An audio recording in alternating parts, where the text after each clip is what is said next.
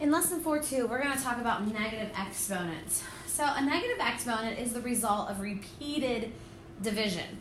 So if you remember back when you did repeated multiplication, like 3 times 3 times 3, we could write that as 3 to the power of 3. But when we have a negative exponent, it's the result of repeated division. We're dividing something by a repeated number. So let's take a look at this for example here. So 10 to the third is the same as 10 times 10 times 10. So if we actually multiply that out, we get 1,000. 10 to the second is the same as 10 times 10, which is 100. 10 to the first is the same as 10, which is 10. Notice that from 1,000 to 100, we divided by 10. From 100 to 10, we divided by 10. So remember we talked about this too in the last lesson. Any number to the power of 0 is always 1. Well, let's look. 10 divided by 10 is 1. So then 10 to the negative 1 would be 1 over 10. 1/10. Because if I take 1 and divide it by 10, I get 1 over 10. So 10 over negative 2 would be 1 over 10 times 10. I'm dividing by 2 tens being multiplied together, which would then be, if you divide by 10, 1 over 100. And then 10 to the negative third would be 1 over 10 times 10 times 10, or 1 over 1,000. So we keep dividing by 10.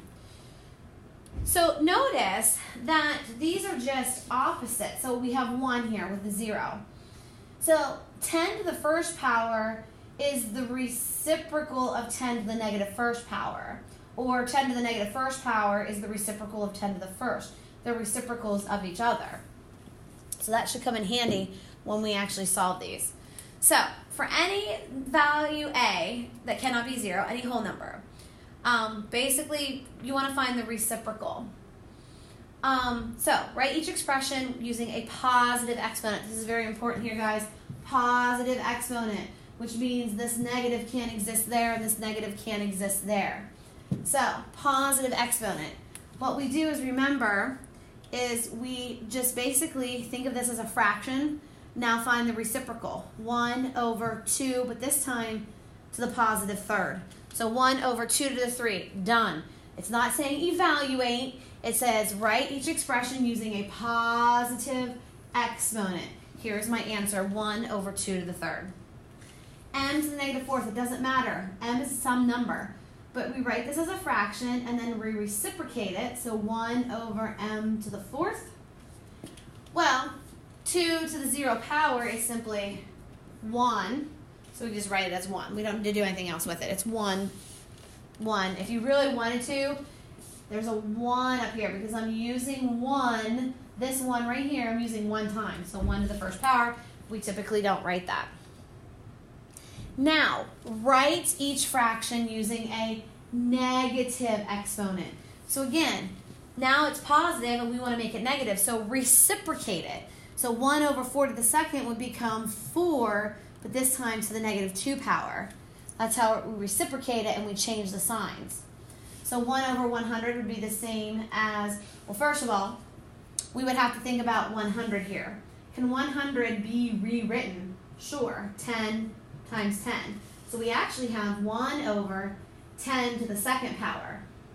But I need to write this using a negative exponent. So reciprocate it, 10 to the negative 2 would be my answer.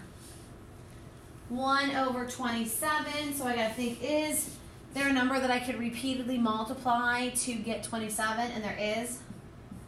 3 times 3 times 3. So if I were to rewrite this, this would actually be 1 over 3 to the third power. But it's still positive because all I did was rewrote 27 as a power. And then that can be rewritten as 1, or not 1, reciprocate that. If we reciprocate that, then we get 3 to the negative 3. And that's how you write that using a negative exponent. The slowest moving fish is a seahorse. It swims at a maximum speed of 0.0001 or 1/10,000th mile per minute. Write the decimal as a fraction and as a power of 10. So as a fraction, it would be 1 over 10,000. So there's the fraction, 1/10,000th. But this I know can be broken out into 10 times 10 times 10 times 10. So I could rewrite this as 1 over 10 to the 4th. So there is my, then this would be 10 to the negative 4th power. This is my power of 10. Not 1 over because that's a fraction. So a power of 10 would be the 10 raised to a power. It just happens to be negative because it was 1/10 or 1/10,000th. Evaluate each expression if m equals 4 and n equals 3. Before I even do anything, I'd like to look at this and say, okay, that's negative. M to the negative 2 is negative. So I'm going to reciprocate that. So 1 over, and now it becomes m squared. I have a positive power now because I reciprocated it. So now 1 over 4 to the power of 2, and 1 over 4 to the power of 2 is 1 over 16, and there is your answer.